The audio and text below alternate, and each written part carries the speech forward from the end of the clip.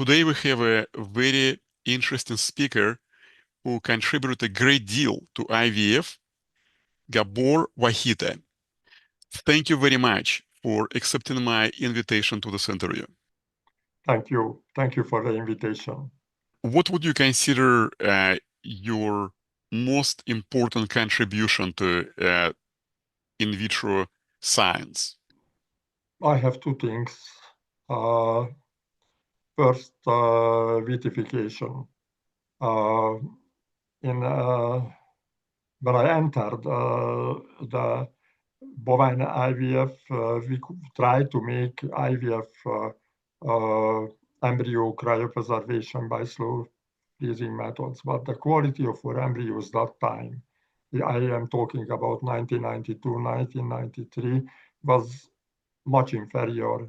We had worse methods, we had worse media, and they did not tolerate traditional freezing. And then I had the luck to go to Japan, and in industrial laboratory, I met some very good scientists, and they made the old method in 0.25 ml through vitrification. It was an old method with very high cryoprotectant concentration, but still it was working. And we learned that, and I applied it. And when I went to Denmark, I applied it too.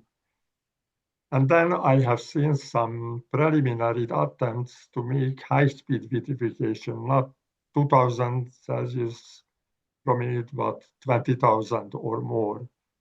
They introduced Leibo and his co-workers introduced an older ideas, electron microscopic grids. And they put the embryos on the grids and immersed in the liquid nitrogen. And it worked very well. The cooling rate was extremely high, and the embryos survived with lower cryoprotectant concentration. But the technique did not work because the most important part was impossible. You cannot store safely electron microscopic grids in liquid nitrogen. So the tool had to be established. And I was in Nice in a conference, IETS meeting, and I came from Denmark. Denmark was cold, Denmark was windy, Denmark was dark. And I arrived to Nice, and it was beautiful. It was the sea, it was warm. And I was stuck in a conference room where people told me, why cannot they make high-speed vitrification efficiently? And I wanted to go out, but I could not because the room was crowded. And I started to make some sketches. What is my idea? How can I make? I was thinking about if we have a big straw and it cannot provide a high cooling rate, we have to make a smaller straw. So probably we should go the straw warm up on a hot plate and pull it and then cut in half, and we'll see what happens. And what has really happened that I went after the conference home, and in one evening, just after my arrival, I made this in the kitchen. I made the pulling, cut in half, and went. And next day in the laboratory, I had the method. And then I revealed that it is very easy to load, very easy to expel, very easy to store. And I published it in 1998. And afterwards, we had a lot of first in the world achievement with this. So we had, for example, the first early stage bovine embryo successful cryopreservation. Before that, there was simply no methods for that. Then pronuclear human embryos, other people did. Then 1, 2, 3, 4 cell stage human embryos. So stepwise, we advanced. And the biggest success in this field was achieved in 2002 in two fields. Before 2002, in two fields, a colleague of us made with the OPS the first high-speed vitrified human oocyte. This was the blueprint for all present human oocyte cryopreservation work. It was with the OPS. And the other thing that meanwhile, I started to make cloning a special method. This is the other innovation I am more or less proud of it. And we made eventually the first mammal, the first animal from cloned and cryopreserved embryo, a healthy cattle in Bacchus Marsh in Australia. So these two things were really successful. And then, because I was not very successful in commercialization, the techniques, and then a competitor, the cryotop, started to enter the field. Exactly the same parameters, just a modified tool.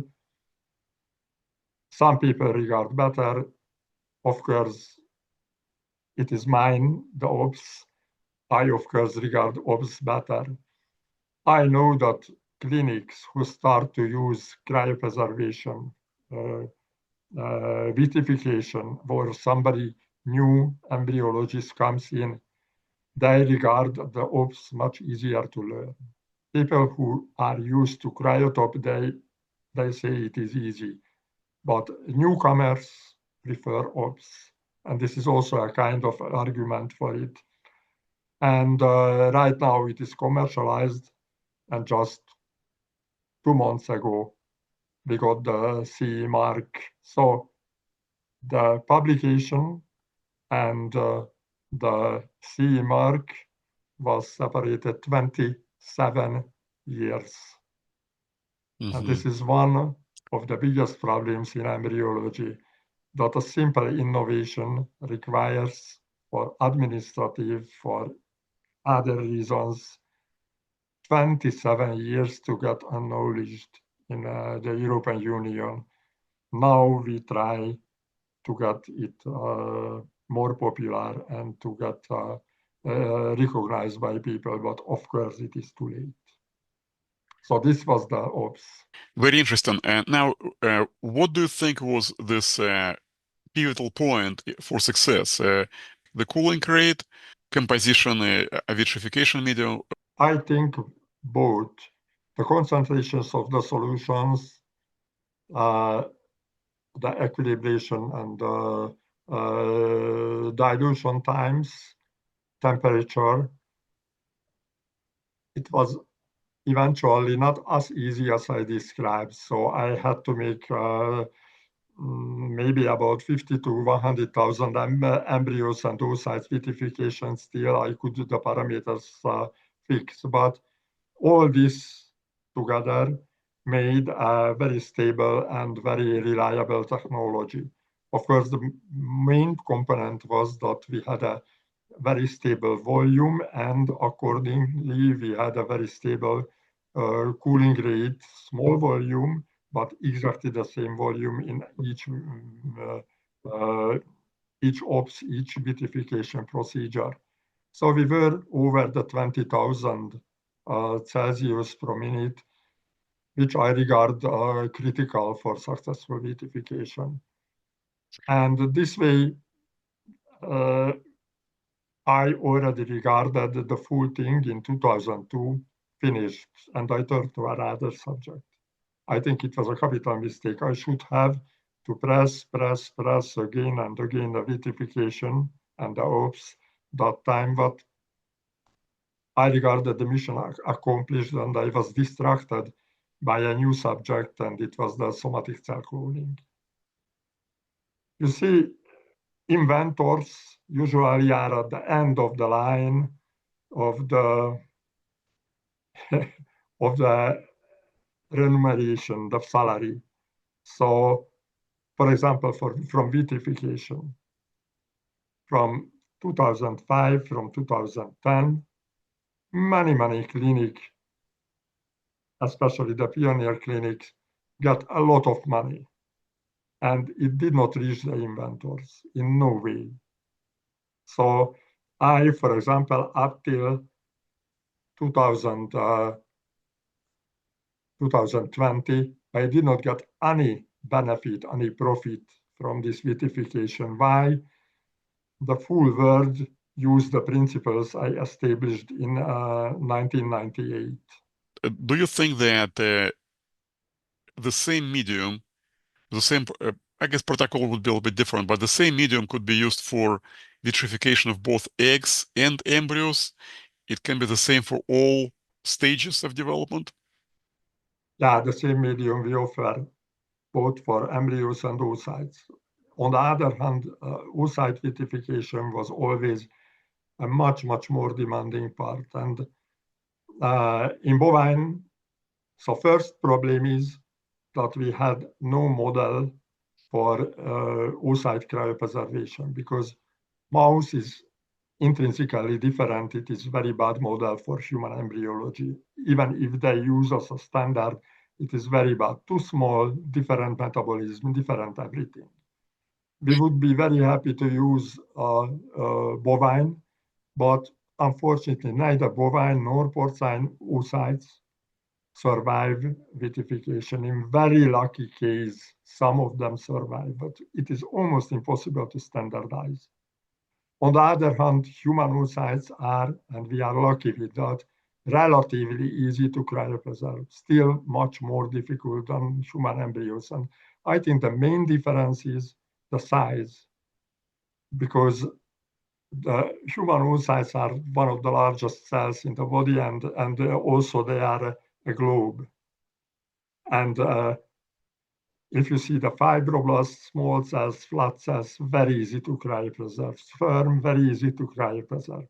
But these enormous big human oocytes, to flood them with cryoprotectants, to find the right parameters and to handle them properly is very difficult. Now, there are some attempts to shorten these protocols. I wish they were lucky. I know that embryo, in the case of embryos or protocols, which was for 15 years offered by everybody for human IVF, the 15-minute, 20-minute equilibration, and then the stepwise rehydration. This was just stupid. In bovine, the original OPS protocol contained 3 minutes equilibration and 3 plus 1 minute equilibration to step, and it could be a direct rehydration, just putting the embryos into the medium without sucrose. So it could be done, but I published it, but human people for a long period of time had no courage or did not have the information, and they did not try it. And finally, there were some really brave people who had the access to human oocytes. I never had the access to human oocytes and human embryos and tried it. So again, what I say that this short protocol, which is now a kind of revolution in vitrification, the first one since 20, 25 years, is promising. And I am very sure that for embryos, it will work. Sooner or later, it will work. Critical thing is that in contrast to the previous methods, 25-degree room temperature, no. In my bovine experiments, I used 39-degree. And all processes, all equilibration and all dilution processes go on much quicker, obviously. Penetration and equilibration goes much quicker. So that was the big difference. But this was for a long period of time disregarded. And of course, it is easy in bovine. You just use this parameter, that parameter. In human, you cannot make it. In human, you have the clinic, you have the protocol, and you cannot change. So I understand that it is still tragical. 25 years were lost. It's my experience that eggs, even if they survive the cycle of freezing thawing, and even they fertilize, they will not develop these embryos will not develop as well on average as fresh eggs. So it's not just survival, what I'm trying to say. So with embryos, it's more of a survival. If embryo survived, it's okay, it's done. But with eggs, it's different. Do you have similar observation? Yeah, so there are some comparative studies, retrospective studies, especially from Nordic countries, which found slight differences between the cryopreserved embryos and fresh embryos in a long period retrospective studies. Borderline differences, very small differences. But I always say that they investigate a period of 15, sometimes even more years. The cryopreservation methods since that changed dramatically. When they started the investigation, clinics were not really experienced in vitrification. The clinics did not have the right approach, and the methods slightly developed more. There were a lot of wrong attempts to use different cryoprotectants, different tools. You know how many tools were developed after the vitrification became successful in 2005? How many tools? At least 60. I have 60 names from the vitrification tools. None of them was better than the original. Some of them were much worse, but the companies wanted to make some profit. And then they came with different additives, they came with different permeable cryoprotectants, including the propylene glycol. It was a catastrophe. Never was successful for human oocytes. One or two papers was published and then nothing. And still it is in use. So these things influence the statistics. I think if we just see the original and now more and more widely used protocols, then there should not be difference.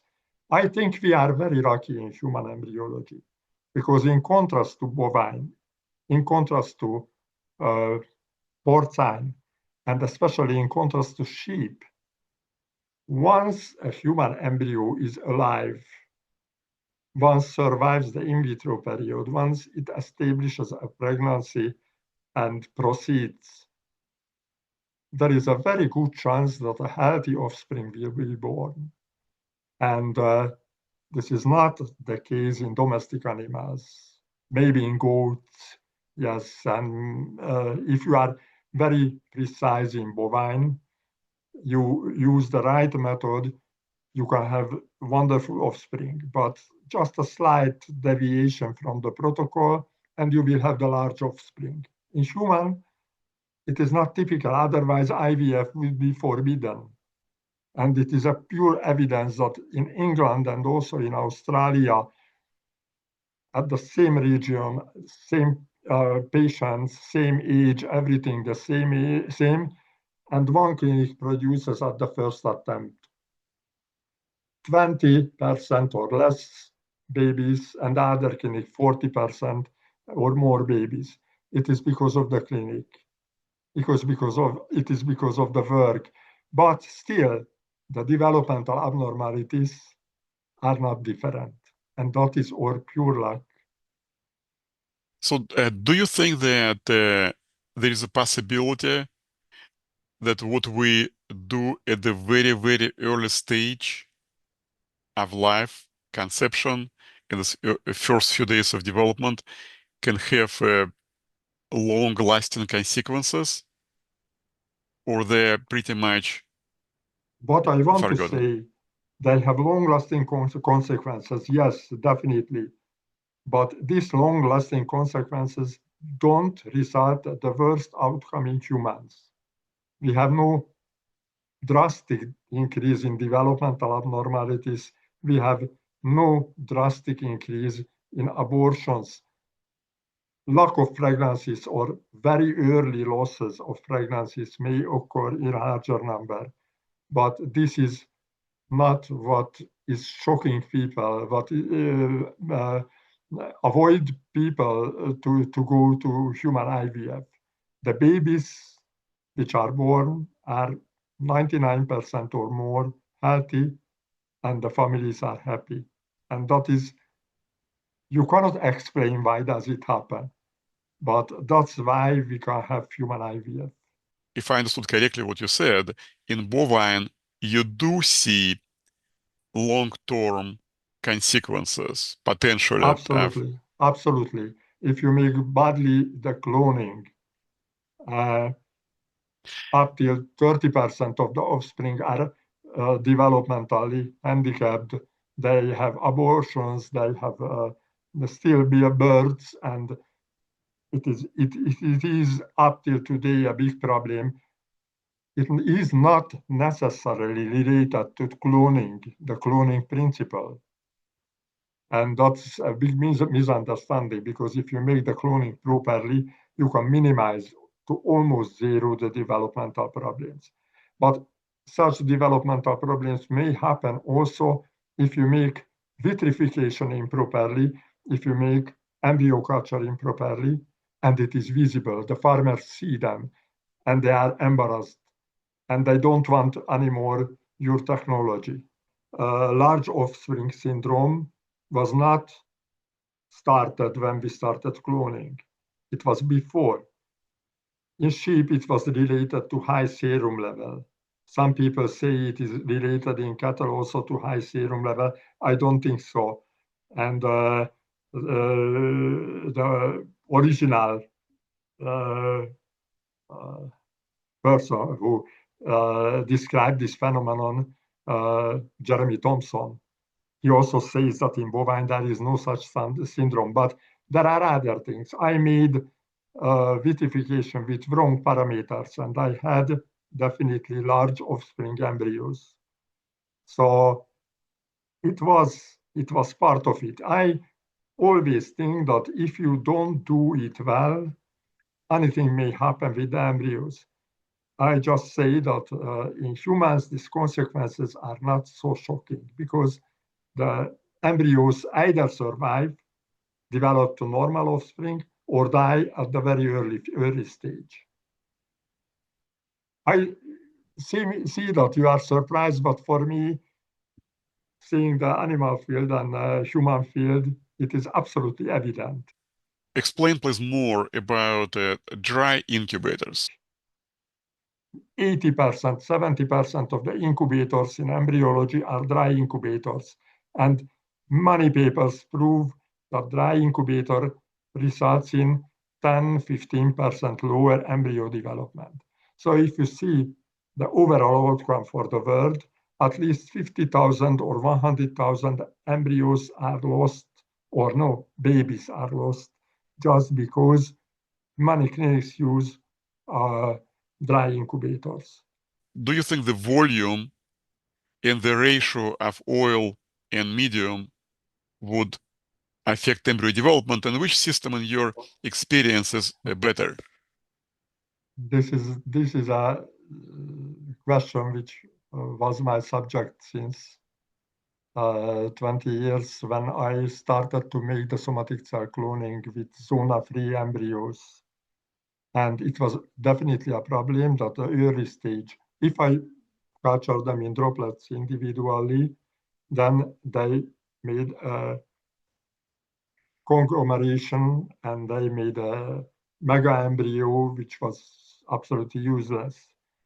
If I put them individually, they may fall apart into the cells because of the cells, flat surface, because they were still not compacted. So I had to find a solution, and some friend of mine from France said that, why don't you make some small holes on the bottom of the dish? We used it for aggregation chimeras, and it works. Maybe it will work for your embryos too.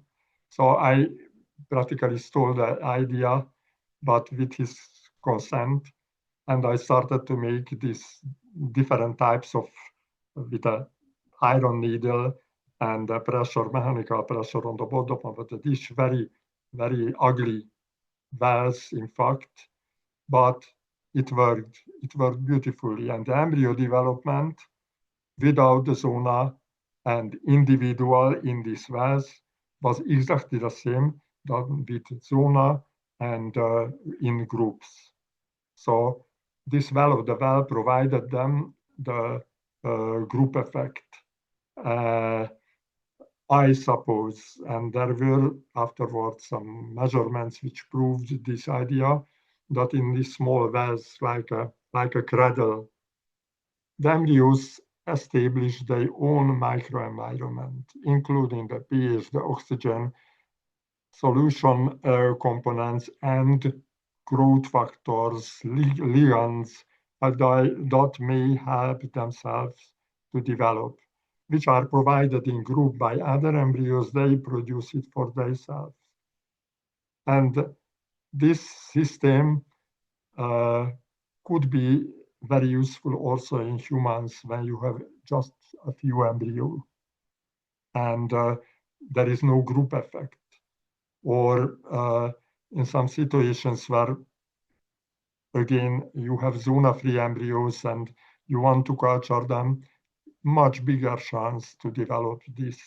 But especially it was very good for somatic cell nuclear transfer with my method, where we used millions, definitely millions of embryos, pig and cattle embryos, and all cultured in the well of the well. And again, we could achieve a 50% blastocyst rate. And as people suppose that these embryos are extremely sensitive to mechanical effect, with a little precaution, you can avoid any mechanical effect. You can transfer them, absolutely no problem. And we wrote a paper about this with Barry Bavister, that the zona is in vitro not at all required. In some way, it may be even harmful. The in vitro embryos have in vitro environment produces changes in the zona. They are more rigid, they are less permeable, the metabolism of the embryos is handicapped, and then when they reach the expansion stage in vivo, the zona just dissolves because of the effect of the trophectodermal cells and the effect of the uterine environment. There are some enzymes which dissolve the zona. No fighting with the zona. In vitro, we see it, and we regard it as a as a sign of the viability of the embryo. It is a struggle which makes the embryos tired and handicapped. So I think in long term, it will be also a possibility, not just for cloning, but for general IVF embryos. Try to remove the zona. I tried already to persuade some human IVF embryologists to remove the zona, but they were horrified of the idea. So it is at present it is almost impossible to suggest or get accepted, but maybe long term it will be a possibility, because logically there is no reason to keep the zona after fertilization, after in vitro fertilization. And the removal of the zona can happen so that in bovine we put them in pronase, 2 minutes, 3 minutes, the zona will disappear, the embryos are a little bit, or the oocytes are a little bit deformed, but then they recover and they are completely viable and healthy. Do you believe that with extended culture, we lose some embryos which are otherwise viable if transferred into the uterus immediately after fertilization?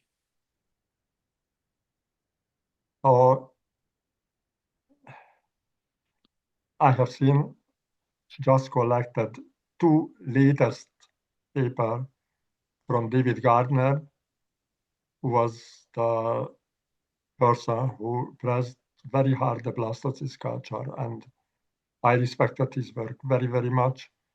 And at the same time, also this year, a review of my, again, most respected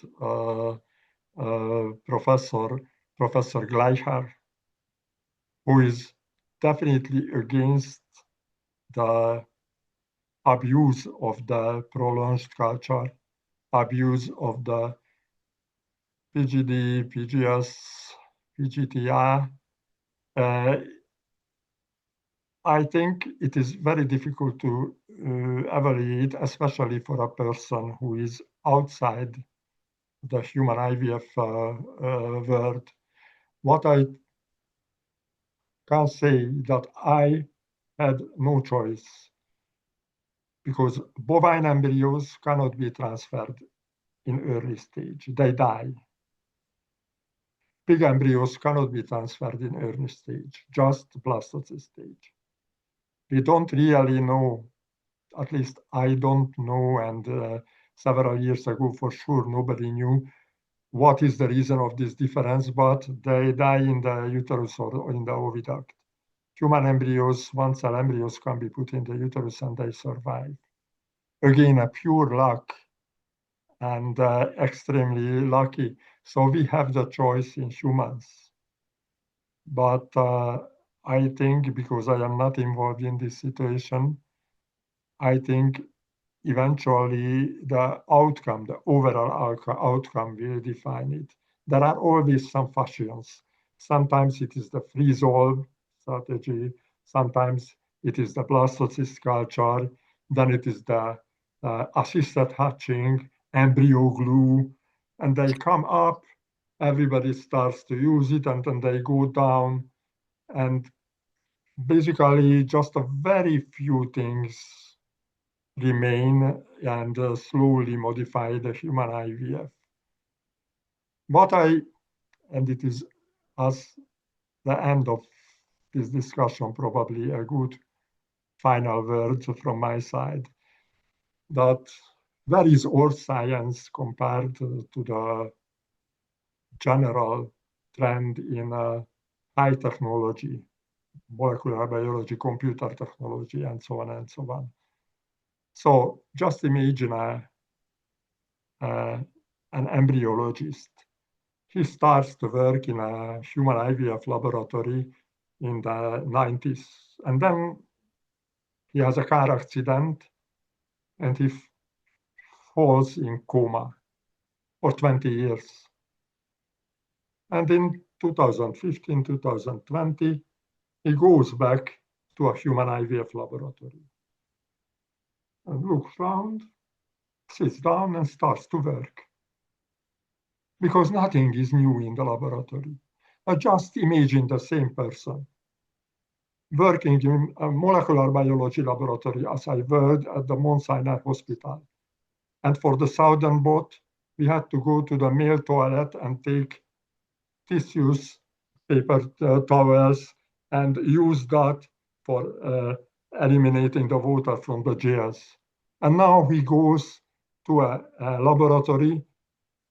He doesn't even know what, not just to handle the machines, but doesn't even know what is this machine good for. So that is the difference, enormous difference. And it is our responsibility, because we could make exactly the same way. We could advance. We could have microchannels. We could have a lot of things, and we could make real high technology IVF. But we are still almost exactly the same level as 20 years ago. Some people say it is okay because it is embryos are too valuable and need the some human control. I don't think it is the problem. It is the problem that we are very lazy. Thank you for a very insightful interview. Thank you very much.